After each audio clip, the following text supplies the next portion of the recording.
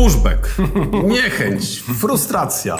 Ustawić sobie odpowiednią rezerwę czasu na to, aby się dobrze do tego ćwiczenia przygotować. Jaki jest tego skutek, Filip? No błędy, czyli brak kompletności zestawień, pominięcie ryzyk.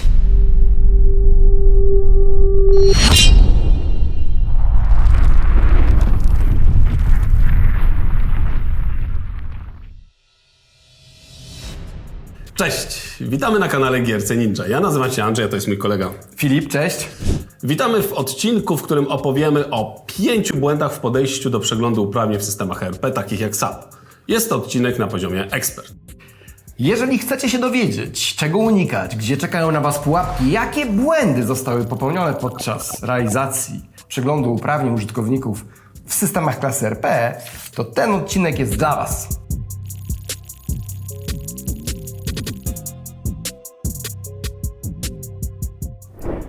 Ta lista powstała na podstawie naszych doświadczeń projektowych. Filip, to ja może od razu poproszę o pierwszy błąd. Mówisz, masz. Błąd numer 1. Brak implementacji decyzji wynikających z przeglądu uprawnień. Okej, to pozwól mi zarysować sytuację. Przegląd uprawnień zakończony. Okej. Praca wykonana przez biznes fantastycznie. Brawo wy. W trakcie przeglądu, w którym brało udział kilkudziesięciu weryfikatorów, mniej więcej 15 do 20% wszystkich decyzji było odebrać uprawnienia. Brawo. Brawo. Dobry przegląd. Taka decyzja oznacza, że administratorzy uprawnień mają pracę do wykonania. Robotę. Brawo. Tak. Ciężko. Kilka miesięcy minęło, a wskazane do odebrania uprawnienia nie zostały na czas odebrane. Surprise. Czyli przegląd się odbył, a nie ma efektu w postaci zmian w uprawnieniach użytkowników systemu. Jaki jest tego skutek?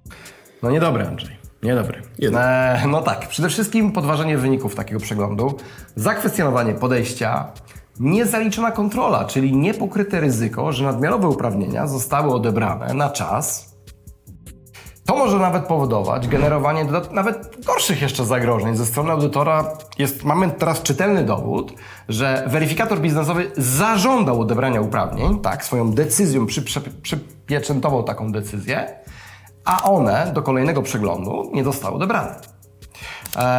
Dodatkowo być może audytor może chcieć zażądać, żebyśmy udowodnili, że te uprawnienia nadmiarowe, te co miały być odebrane, a nie zostały użyte do zmiany. Albo zarząd może chcieć, nie tylko audytor. Albo dobry zarząd.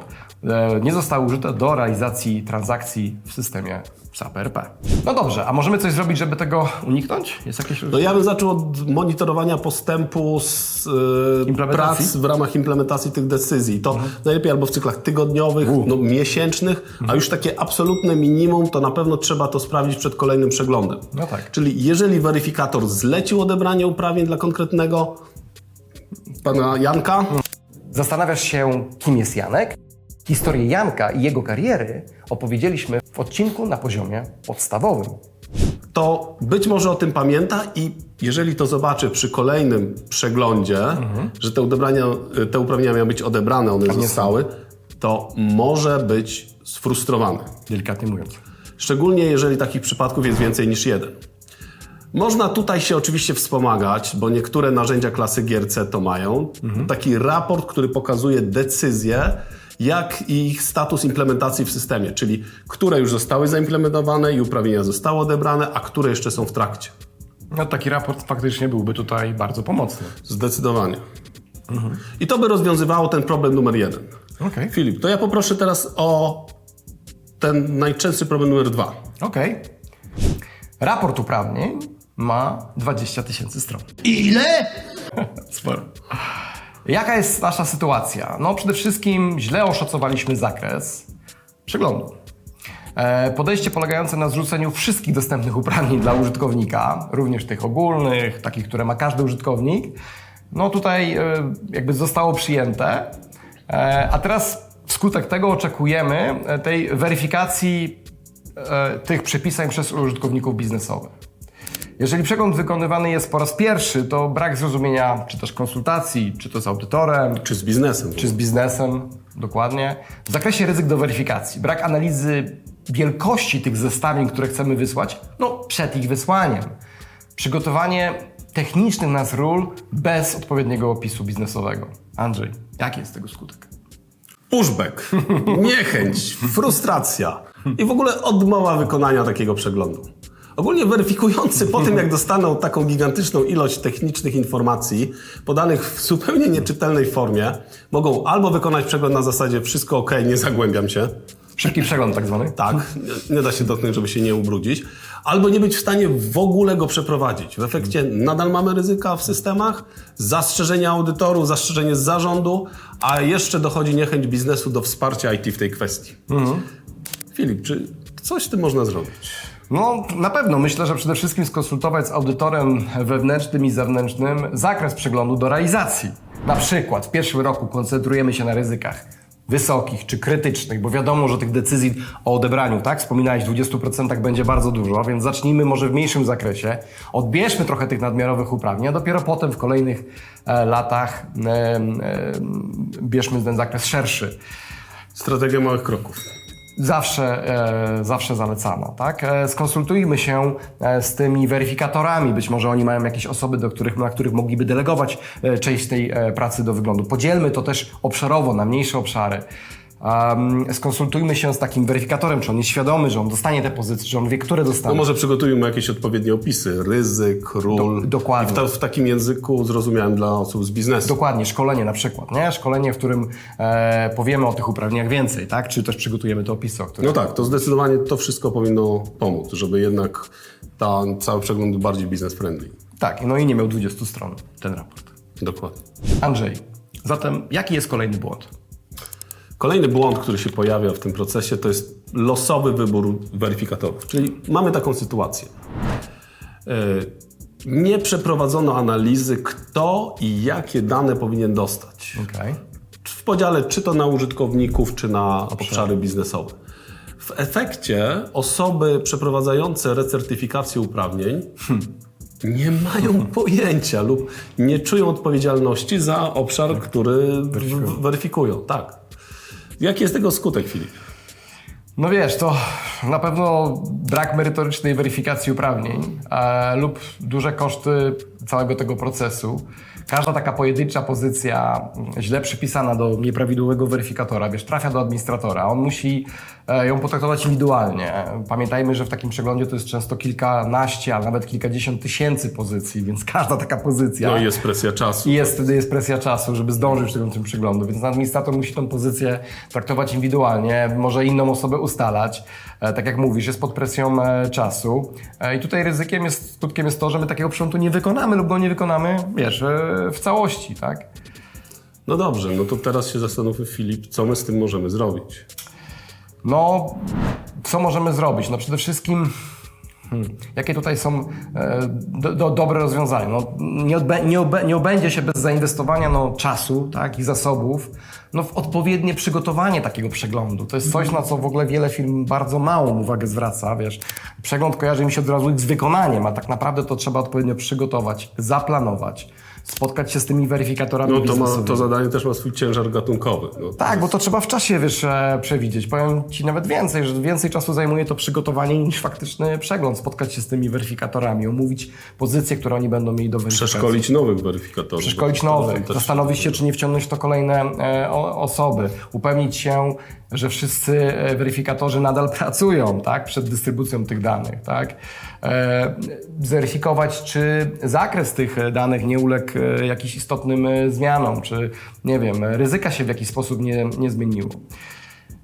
I tutaj właśnie to podkreślam też jakby na końcu w takiej metodzie remediacji, że z naszego doświadczenia ten czas na przygotowanie danych może być dłuższy niż faktycznie czas realizacji tego samego przeglądu, nie? No widzisz, czyli jednak.